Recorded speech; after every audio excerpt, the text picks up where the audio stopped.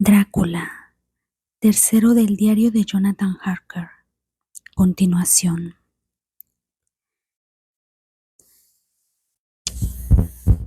Cuando me di cuenta de que era un prisionero, una especie de sensación salvaje se apoderó de mí.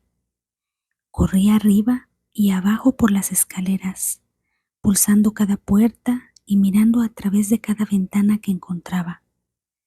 Pero después de un rato, la convicción de mi impotencia se sobrepuso a todos mis otros sentimientos. Ahora, después de unas horas, cuando pienso en ello, me imagino que debo haber estado loco, pues me comporté muy semejante a una rata cogida en una trampa. Sin embargo, cuando tuve la convicción de que era impotente, me senté tranquilamente, tan tranquilamente como jamás lo he hecho en mi vida, y comencé a pensar qué era lo mejor que podía hacer. De una cosa sí estoy seguro, que no tiene sentido dar a conocer mis ideas al conde. Él sabe perfectamente que estoy atrapado y, como él mismo es quien lo ha hecho, indudablemente tiene sus motivos para ello. Si le confieso completamente mi situación, solo tratará de engañarme. Por lo que hasta aquí puedo ver, mi único plan será mantener mis conocimientos y mis temores para mí mismo y mis ojos abiertos. Sé que estoy siendo engañado como un niño por mis propios temores, o estoy en un aprieto, y si esto último es lo verdadero, necesito y necesitaré todos mis sesos para poder salir adelante. Apenas había llegado a esta conclusión cuando oí que la gran puerta de abajo se cerraba y supe que el conde había regresado. No llegó de inmediato a la biblioteca, por lo que yo cautelosamente regresé a mi cuarto y lo encontré arreglándome la cama. Esto era raro, pero solo confirmó lo que yo ya había estado sospechando durante bastante tiempo. En la casa no había sirvientes. Cuando después lo vi a través de la hendidura de los goznes de la puerta arreglando la mesa en el comedor, ya no tuve ninguna duda, pues si él se encargaba de hacer todos aquellos oficios minúsculos, seguramente era la prueba de que no había nadie más en el castillo. Y en el mismo conde debió haber sido el cochero que me trajo a la calesa. Hasta aquí. Esto es un pensamiento terrible, pues si es así, significa que puede controlar a los lobos, tal como lo hizo, por el solo hecho de levantar la mano en silencio. ¿Por qué habrá sido que toda la gente en Bistris y en el coche sentían tanto temor por mí? ¿Qué significado le daban al crucifijo, al ajo, a la rosa salvaje, al fresno de montaña? Bendito sea aquella buena mujer que me colgó el crucifijo alrededor del cuello. Me da consuelo y fuerza cada vez que lo toco. Es divertido que una cosa a la cual me enseñaron que debía ver con desagrado y como algo idolátrico pueda ser de ayuda en tiempo de soledad y problemas. Es que hay algo en su esencia, o es que es un medio, una ayuda tangible que evoca el recuerdo de simpatías y consuelo. Puede ser que alguna vez deba examinar este asunto y tratar de decirme acerca de él. Mientras tanto, debo averiguar todo lo que pueda sobre el conde Drácula, pues eso me puede ayudar a comprender. Esta noche lo haré, que hable sobre él mismo. volteando la conversación en esa dirección. Sin embargo, debo ser muy cuidadoso para no despertar sus sospechas. Medianoche he tenido una larga conversación con el conde. Le hice unas cuantas preguntas acerca de la historia de Transilvania y él respondió al tema en forma maravillosa. Al hablar de cosas y personas, y especialmente de batallas, habló como si hubiese estado presente en todas ellas. Esto me lo explicó posteriormente, diciendo que para el boyar el orgullo de su casa y su nombre es su propio orgullo, que la gloria de ellos es su propia gloria, que el destino de ellos es su propio destino. Siempre que habló de su casa, se refería a ella diciendo nosotros, y casi todo el tiempo habló en plural, tal como hablan los reyes. Me gustaría poder escribir aquí exactamente todo lo que él dijo, pues para mí resulta extremadamente fascinante. Parecía estar allí toda la historia del país.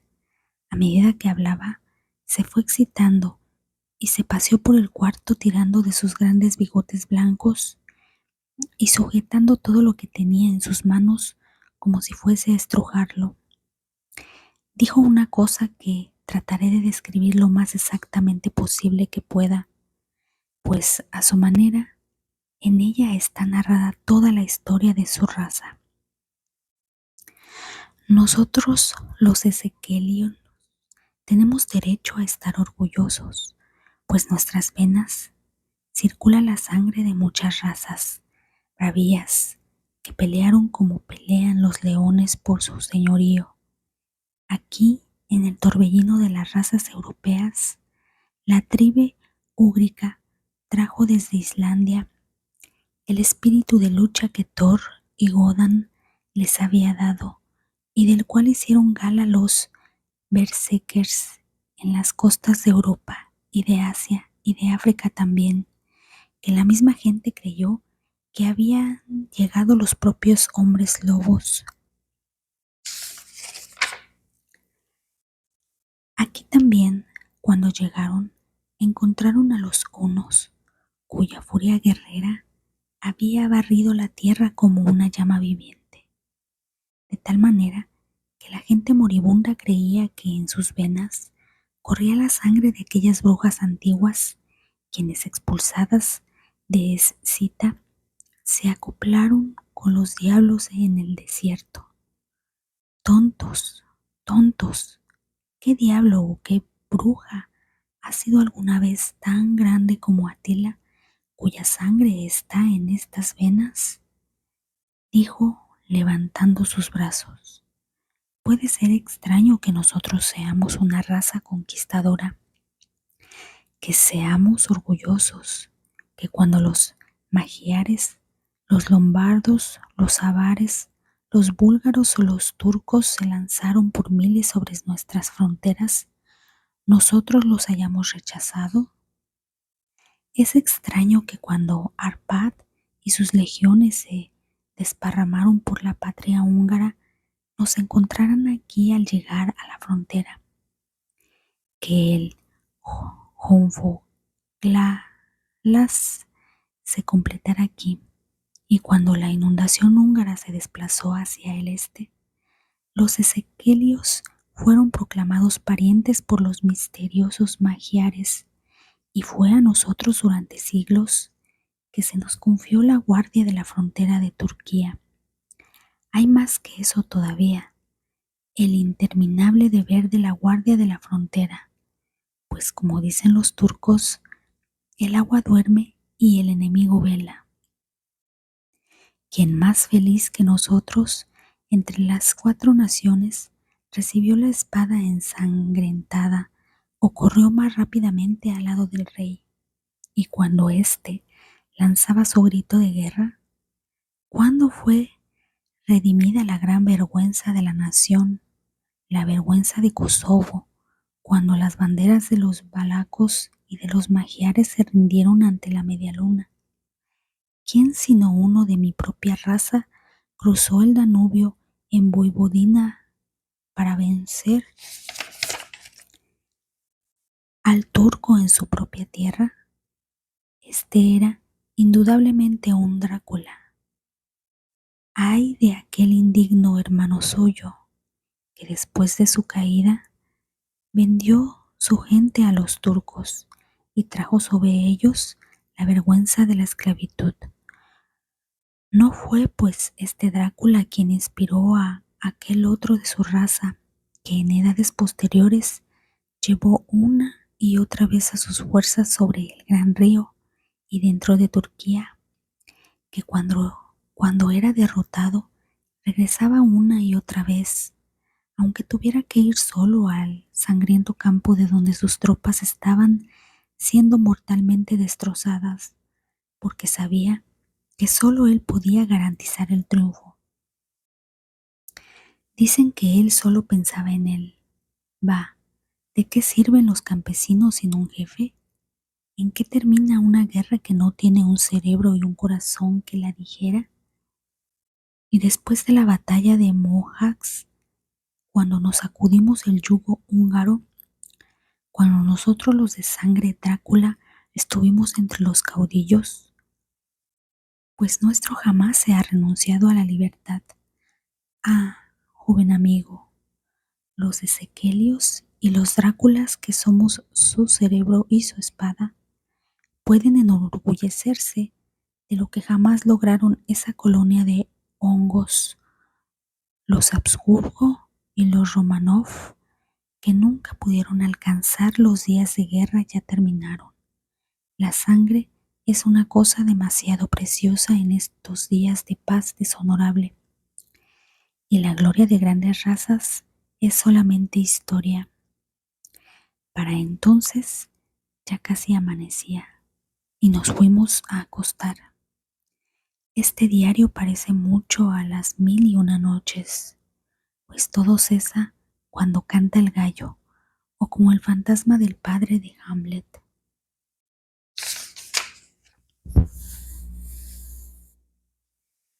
12 de mayo. Permítaseme comenzar con hechos, con meros y escuetos hechos, verificados con libros y números, y de los cuales no puede haber duda alguna. No puedo confundirlos con experiencias que tendrán que descansar en mi propia observación o en mi memoria de ellas.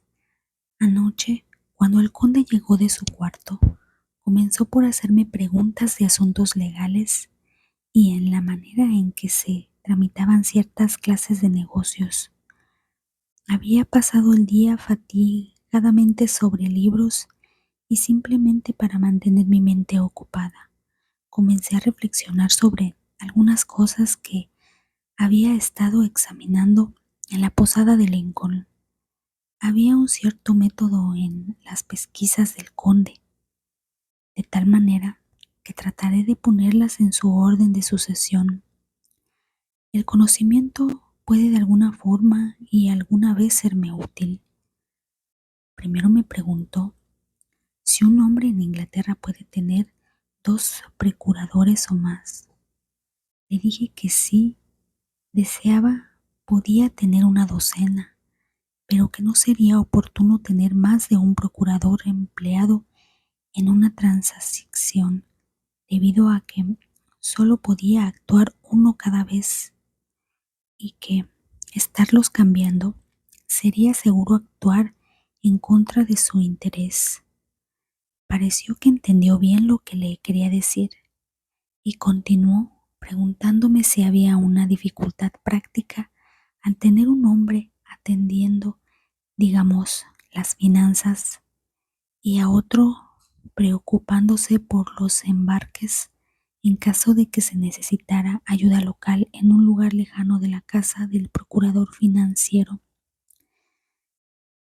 Yo le pedí que me explicara más completamente, de tal manera que no hubiera oportunidad de que yo pudiera darle un juicio erróneo. Entonces dijo: Pondré un ejemplo.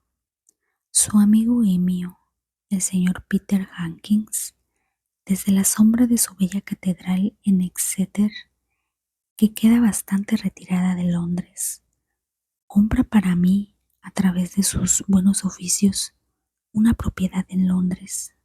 Muy bien, ahora déjeme decirle francamente, a menos que usted piense que es muy extraño que yo haya solicitado los servicios de alguien tan lejos de Londres, en lugar de otra persona residente ahí, que mi único motivo fue que ningún interés local fuese servido, excepto mis propios deseos. Y cómo alguien, residiendo en Londres, pudiera tener tal vez algún propósito para sí o para amigos a quienes sirve. Busqué a mi gente en la campiña, cuyos trabajos solo serían para mi interés. Ahora, supongamos yo que tengo muchos asuntos pendientes, deseo embarcar algunas cosas, digamos, a Newcastle, o Durham, o Harwich, o Dover. ¿No podía ser que fuese más fácil hacerlo consignándolas a uno de estos puertos? Yo le respondí que era seguro que sería más fácil, pero que nosotros los procuradores teníamos un sistema de agencias de unos a otros, de tal manera que el trabajo local podía hacerse localmente bajo instrucción de cualquier procurador, por lo que el cliente, poniéndose simplemente en las manos de un hombre, podía ver que sus deseos se cumplieran sin tomarse más molestias. Pero, dijo él, yo tendría la libertad de dirigirme a mí mismo, ¿no es así? Por supuesto, le repliqué, y así hacen muchas veces hombres de negocios, quienes no desean que la totalidad de sus asuntos sean conocidos por una sola persona. Magnífico, exclamó, y entonces pasó a preguntarme acerca de los medios para enviar cosas en consignación y las formas por las cuales se tenía que pasar y toda clase de dificultades que pudiesen sobrevenir, pero que pudiesen ser previstas pensándolas de antemano. Le expliqué todas sus preguntas con la mejor de mis habilidades y ciertamente me dejó bajo la impresión de que hubiese sido un magnífico procurador, pues no había nada que no pensase o previese para un hombre que nunca había estado en el país y que, evidentemente, no se ocupaba mucho en asuntos de negocios. Sus conocimientos y perspicacia eran maravillosos. Cuando quedó satisfecho con esos puntos de los cuales había hablado y yo había verificado todo también con los libros que tenía a mano, se puso repentinamente de pie y dijo: ¿Ha escrito desde su primera carta a nuestro amigo el señor Peter Hankins o a cualquier otro? Fue con cierta amargura en mi corazón que le respondí que no, ya que hasta entonces no había visto ninguna oportunidad de enviarle cartas a nadie. Entonces escriba ahora, mi joven amigo, me dijo, poniendo su pesada mano sobre mi hombro. Escriba a nuestro amigo y a cualquier otro, y diga si le place que usted que se quedará conmigo durante un mes más a partir de hoy.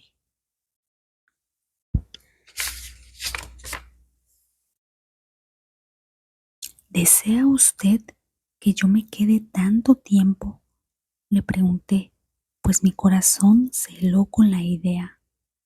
Lo deseo mucho, más bien no acepto negativas. Cuando su señor, su patrón, como usted quiera llamarle, encargó que alguien viniese en su nombre, se entendió que debía satisfacerme en todo lo necesario, y eso es precisamente lo que espero. ¿Está usted de acuerdo? ¿Qué podía hacer yo sino inclinarme y aceptar? Era el interés del señor Hankins y no el mío, y yo tenía que pensar en él, y además, mientras el conde Drácula estaba hablando, había en sus ojos y en sus ademanes algo que me hacía recordar que era su prisionero, y que aunque deseara realmente, no tenía dónde escoger.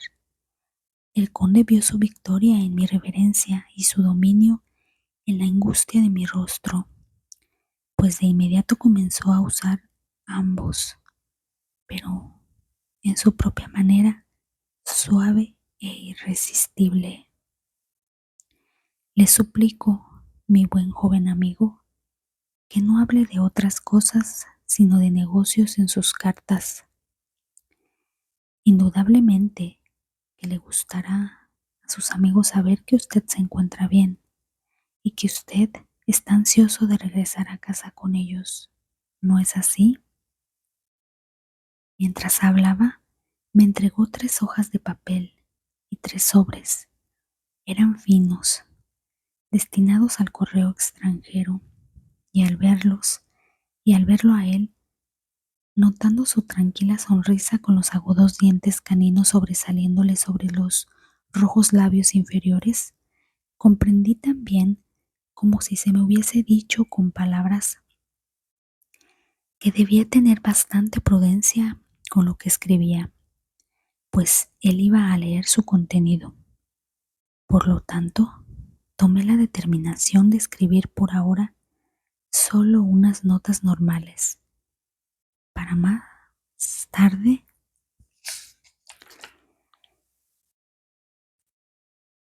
escribir detalladamente en secreto al señor Hankins y también a Mina. A Mina podía escribirle en taquigrafía, lo cual seguramente dejaría perplejo al conde si leía la carta. Una vez que hube escrito mis 2 cartas, me senté calmadamente leyendo un libro mientras el conde escribía varias notas, acudiendo mientras las escribía a algunos libros sobre su mesa. Luego tomó mis 2 cartas y las colocó con las de él, y guardó los utensilios con que había escrito en el instante en que la puerta se cerró tras él. Yo me incliné y miré los sobres que estaban boca abajo sobre la mesa. No sentí ningún escrúpulo en hacer esto, pues bajo las circunstancias sentía que debía protegerme de cualquier manera posible. Una de las cartas estaba dirigida a Samuel F. Billington, al número 7 de The Crescent en Whitby. Otra a Herr Liunder de Bernam. La tercera era para Coates y Co. de Londres, y la cuarta para Herren Klopstock y Billerud, banqueros de Budapest. La segunda y la cuarta no estaban cerradas. Estaba a punto de verlas cuando noté que la perilla de la puerta se movía. Me dejé caer sobre mi asiento, teniendo apenas el tiempo necesario para colocar las cartas, cómo habían estado, y para reiniciar la lectura de mi libro, antes de que el conde entrara, llevando todavía otra carta en la mano. Tomó todas las otras misivas que estaban sobre la mesa y las estampó cuidadosamente, y luego volviéndose a mí, dijo: confío en que usted me perdonará, pero tengo mucho trabajo en privado que hacer esta noche. Espero que usted encuentre todas las cosas que necesita.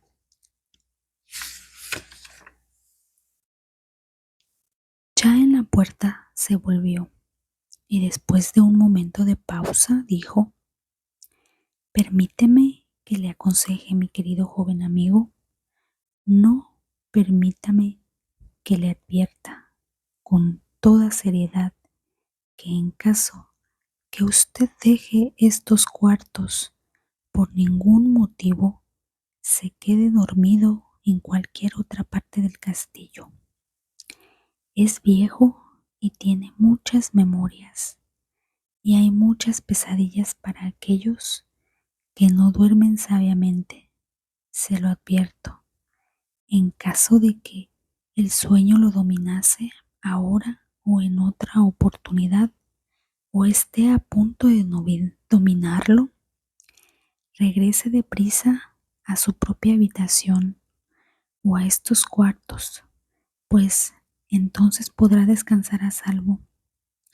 Pero no siendo usted cuidadoso a este respecto, entonces terminó su discurso de una manera horripilante, pues hizo un movimiento con las manos como si se las hubiera lavado. Yo le entendí. Mi única duda era de si cualquier sueño pudiera ser más terrible que la inhumana red de sombras y misterio que parecía cerrarse a mi alrededor. Más tarde, repito las últimas palabras escritas, pero esta vez no hay ninguna duda en el asunto. No tendré ningún miedo de dormir en cualquier lugar donde él no esté. He colocado el crucifijo sobre la cabeza de mi cama, porque imagino que mi descanso está más libre de pesadillas y ahí permanecerá. Cuando me dejó, yo me dirigí a mi cuarto después de cierto tiempo. Al no escuchar ningún ruido, salí y subí al graderío de piedras desde donde podía ver hacia el sur. Había cierto sentido de la libertad en esta vasta extensión, aunque me fuese inaccesible comparada con la estrecha oscuridad del patio interior.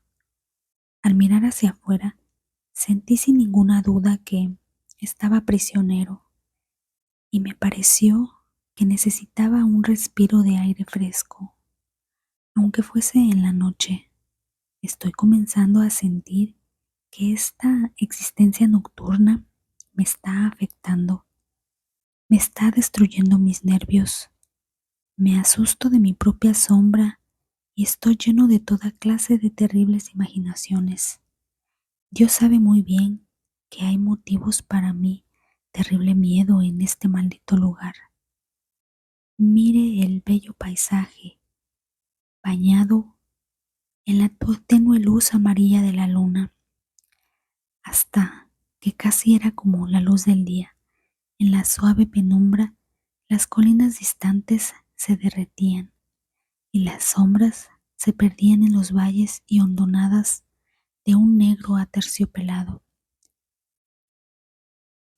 La mera belleza pareció alegremente.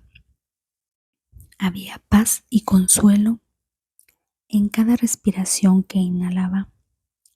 Al reclinarme sobre la ventana, vi algo que se movía un piso más abajo y hacia mi izquierda, donde imagino, por el orden de las habitaciones, que estarían las ventanas del cuarto del propio conde.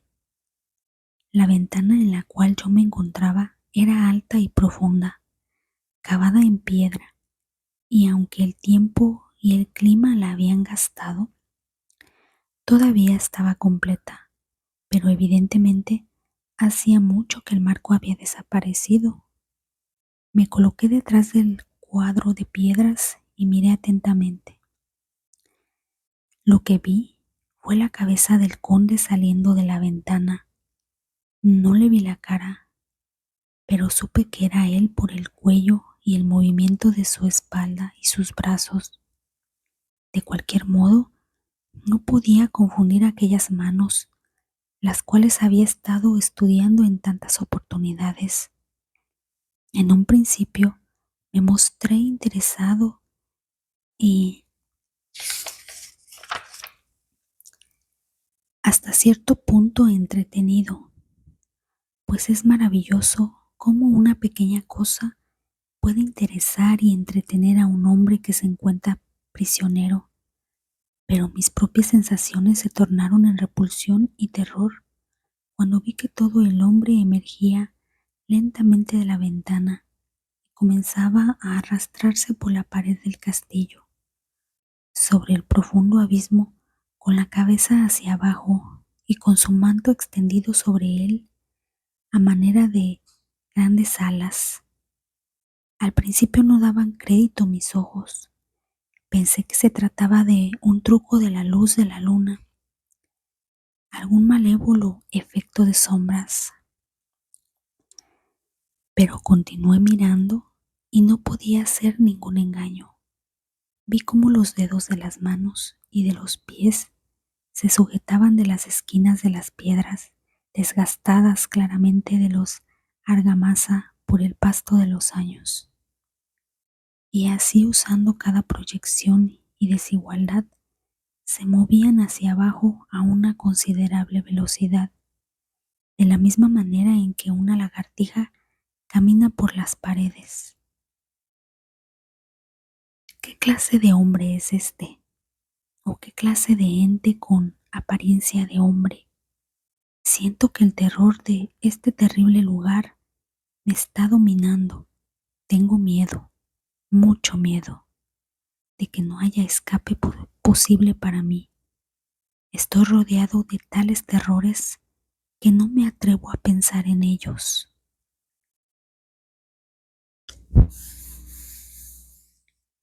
15 de mayo. Una vez más, he visto al conde deslizarse como lagartija. Caminó hacia abajo, un poco de lado, durante unos 100 pies y tendiendo hacia la izquierda. Allí desapareció en un agujero o ventana. Cuando su cabeza hubo desaparecido, me incliné hacia afuera, tratando de ver más, pero sin resultado, ya que la distancia era demasiado grande como para proporcionarme un ángulo visual favorable. Pero entonces ya sabía yo que había abandonado el castillo y pensé que debía aprovechar la oportunidad para explorar más de lo que hasta entonces me había atrevido a ver. Regresé al cuarto y, tomando una lámpara, probé todas las puertas. Todas estaban cerradas con llave, tal como lo había esperado, y las cerraduras eran comparativamente nuevas. Entonces descendí por las gradas de piedra al corredor por donde había entrado originalmente. Encontré que podía retirar suficientemente fácil los cerrojos y destrabar las grandes cadenas, pero la puerta estaba bien cerrada y no había ninguna llave. La llave debía estar en el cuarto del conde. Tengo que vigilar en caso de que su puerta esté sin llave, de manera que pueda conseguirla y escaparme. Continué haciendo un minúsculo examen de varias escalinatas y pasadizos, y pulsé todas las puertas que estaban ante ellos. Una o dos habitaciones cerca del corredor estaban abiertas, pero no había nada en ellas, nada que ver, excepto viejos muebles polvorientos por el viento y carcomidos de la polilla. Por fin, sin embargo, encontré una puerta al final de la escalera, la cual, aunque parecía estar cerrada con llave, cedió un poco a la presión. La empujó más fuerte y descubrí que en verdad no estaba cerrada con llave, sino que la resistencia provenía de los goznes. Se había caído un poco y que la pesada puerta descansaba sobre el suelo.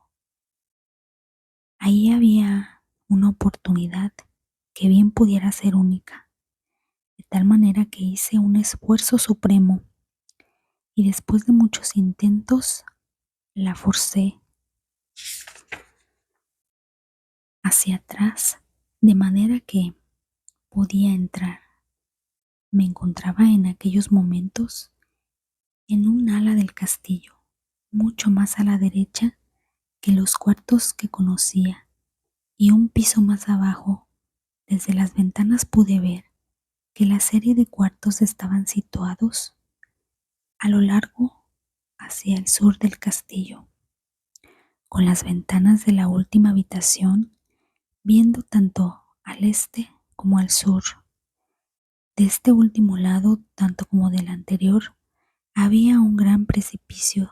El castillo estaba construido en la esquina de una gran peña, de tal manera que era casi inexpugnable en 3 de sus lados, y grandes ventanas estaban colocadas aquí donde ni la honda, ni el arco, ni la culebrina podrían alcanzar, siendo aseguradas así luz y comodidad a una posición que tenía que ser resguardada.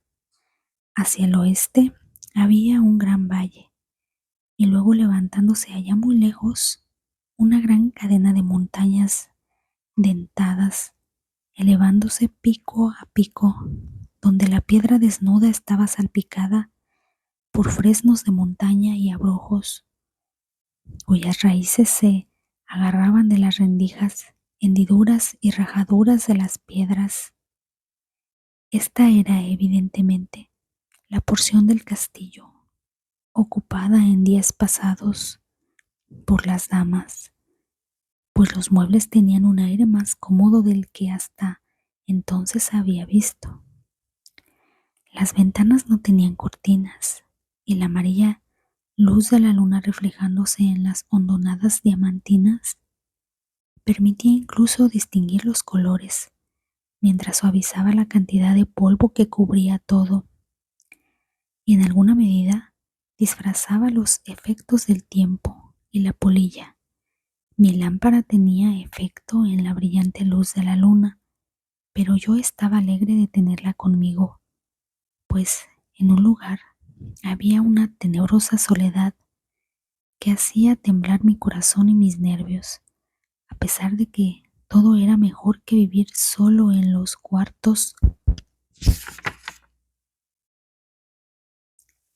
que había llegado a odiar debido a la presencia del conde. Y después de tratar un poco de dominar mis nervios, me sentí sobrecogido por una suave tranquilidad, y aquí me encuentro, sentado en una pequeña mesa de roble, donde en tiempos antiguos alguna bella dama solía tomar la pluma, con muchos pensamientos y más rubores, para mal escribir su carta de amor, escribiendo en mi diario, en taquigrafía, todo lo que ha pasado desde que lo cerré por última vez. Es el siglo XIV muy moderno, con toda su alma, y sin embargo, a menos que mis sentidos me engañen, los siglos pasados tuvieron y tienen poderes peculiares que la mera modernidad no puede matar. Más tarde, mañana, 16 de mayo, Dios me preserve cuerdo, pues a esto estoy reducido. Seguridad y confianza son cosas del pasado. Mientras yo viva aquí, solo hay una cosa que desear, y es que no me vuelva loco, si de hecho no estoy loco ya. Si estoy cuerdo, entonces es desde luego enloquecedor pensar que todas las cosas podridas que se arrastran en este odioso lugar. El conde es la menos tenebrosa para mí, que solo en él puedo yo buscar la seguridad, aunque esta solo sea mientras pueda servir a sus propósitos. Gran Dios, Dios piadoso, dadme la calma, pues en esa dirección indudablemente me espera la locura. Empiezo a ver nuevas luces sobre ciertas cosas que antes me tenían perplejo. Hasta ahora no sabía verdaderamente lo que quería dar a entender Shakespeare cuando dijo que Hamlet dijera: mis libretas, pronto, mis libretas, es imprescindible que lo escriba, etcétera. Pues ahora siento como si mi cerebro estuviese desquiciado, o como si hubiese llegado el golpe que terminara en su trastorno. Me vuelvo a mi diario buscando reposo. El hábito de anotar todo minuciosamente me ayuda a tranquilizarme. La misteriosa advertencia del conde me asustó, pero más me asusta ahora cuando pienso en ella, pues para lo futuro tiene un terrorífico poder sobre mí. Tendré dudas de todo lo que me diga. Una vez que hube escrito en mi diario y que hube colocado nuevamente la pluma y el libro en el bolsillo, me sentí soñoliento. Recordé inmediatamente la advertencia del conde, pero fue un placer desobedecerla. La sensación de sueño me había aletargado y con ella la obstinación que trae el sueño como un forastero. La suave luz de la luna me calmaba y la vasta extensión afuera me daba una sensación de libertad que me refrescaba. Hice la determinación de no regresar aquella noche a las habitaciones llenas de espantos, sino que dormir aquí donde antaño damas se habían sentado y cantado y habían vivido dulces vidas mientras sus suaves pechos se entristecían por los hombres alejados en medio de las guerras. Saqué una amplia cama de su puesto cerca de una esquina para poder acostarme, mirar el hermoso paisaje al este y al sur, y sin pensar y sin tener en cuenta el polvo, me dispuse a dormir. Supongo que debo haberme quedado dormido, así lo espero, pero temo, pues todo lo que siguió fue tan extraordinariamente real, tan real, que ahora sentado aquí, a plena luz del sol de la mañana, no puedo pensar de ninguna manera que estaba dormido.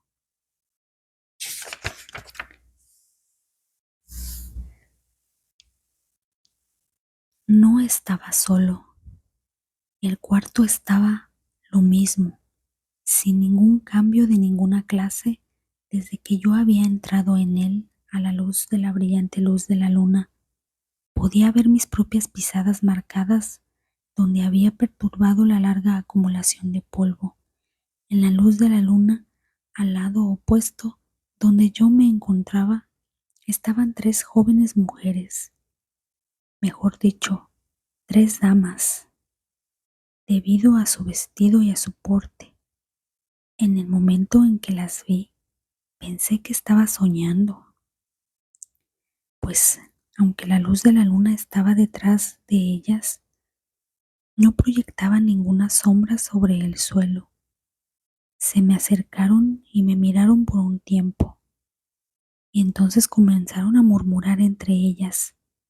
2 eran de pelo oscuro y tenían altas narices aguileñas, como el conde, y grandes y penetrantes ojos negros, que casi parecían ser rojos, contrastando con la pálida luna amarilla. La otra era rubia, increíblemente rubia, con grandes mechones de dorado pelo ondulado y ojos como pallizos zafiros. Me pareció que de alguna manera yo conocía su cara y la conocía en relación con algún sueño tenebroso, pero de momento no pude recordar dónde ni cómo. Las tres tenían dientes blancos brillantes que refulgían como perlas contra el rubí de sus labios voluptuosos. Algo había en ellas que me hizo sentir inquieto, un miedo a la vez nostálgico y mortal. Sentí en mi corazón un deseo malévolo, llameante, de que me besaran con esos labios rojos. No está bien que yo anote esto, en caso de que algún día los ojos de Mina lo lean y la haga padecer, pero es la verdad, murmuraron entre sí, y entonces las tres rieron, con una risa argentina, musical, pero tan dura como si su sonido jamás hubiese pasado a través de la suavidad de unos labios humanos. Era como la dulzura intolerable, tintineante de los vasos de agua cuando son tocados por una mano diestra. La mujer rubia sacudió coquetamente la cabeza y una dijo: Adelante, tú vas primero y nosotras te seguimos. Tuyo es el derecho de comenzar. La otra agregó: es joven y fuerte. Hay besos para todas. Yo permanecí quieto, mirando bajo mis pestañas la agonía de una deliciosa expectación. La muchacha rubia avanzó y se inclinó sobre mí hasta que pude sentir el movimiento de su aliento sobre mi rostro. En un sentido era dulce, dulce como la miel, y enviaba como su voz el mismo tintineo a través de los nervios, pero con una amargura debajo de lo dulce, una amargura ofensiva como la que se huele en la sangre. Tuve miedo de levantar mis párpados, pero miré y vi perfectamente debajo de las pestañas. La muchacha se arrodilló y se inclinó sobre mí, regocijándose simplemente. Había una voluptuosidad delirada que era a la vez maravillosa y repulsiva. Y, en el momento en que dobló su cuello, se relamió los labios como un animal, de manera que pude ver la humedad brillando en sus labios escarlata a la luz de la luna, y la lengua roja cuando golpeaba sus blancos y agudos dientes. Su cabeza descendió y descendió a medida que los labios pasaron a lo largo de mi boca y mentón y parecieron posarse sobre mi garganta. Entonces hizo una pausa y pude escuchar el agitado sonido de su lengua que lamía sus dientes y labios, y pude sentir el caliente aliento sobre mi cuello. Entonces la piel de mi garganta comenzó a hormiguear, como le sucede a la carne de uno cuando la mano que le va a hacer cosquillas se acerca cada vez más y más. Pude sentir el toque suave, tembloroso de los labios en la piel supersensitiva de mi garganta y la fuerte presión de dos dientes agudos, simplemente tocándome y deteniéndome allí.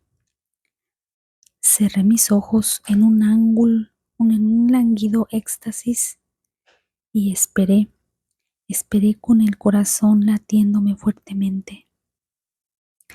Pero en ese instante, otra sensación me recorrió tan rápida como un relámpago.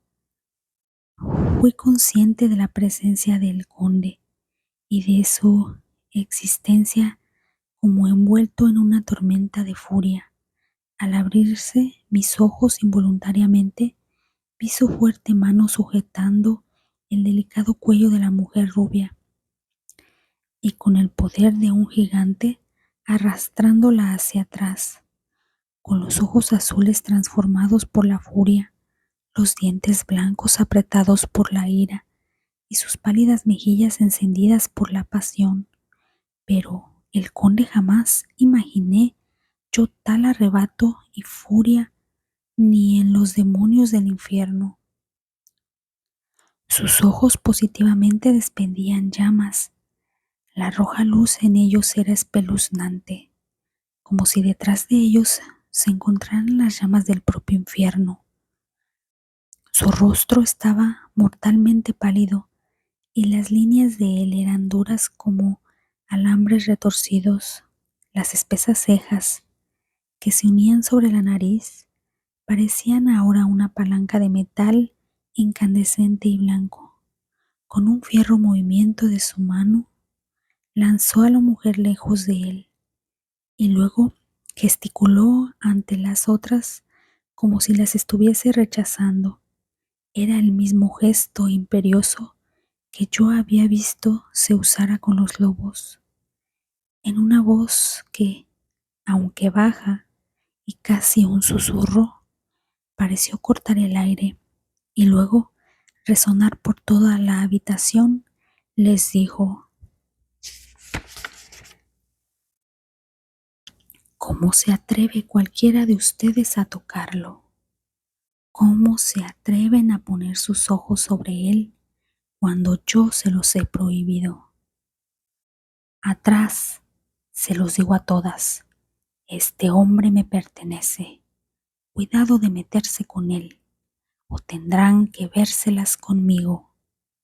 La muchacha rubia, con una risa de coquetería rival, se volvió para responderle: Tú mismo jamás has amado, tú nunca amas.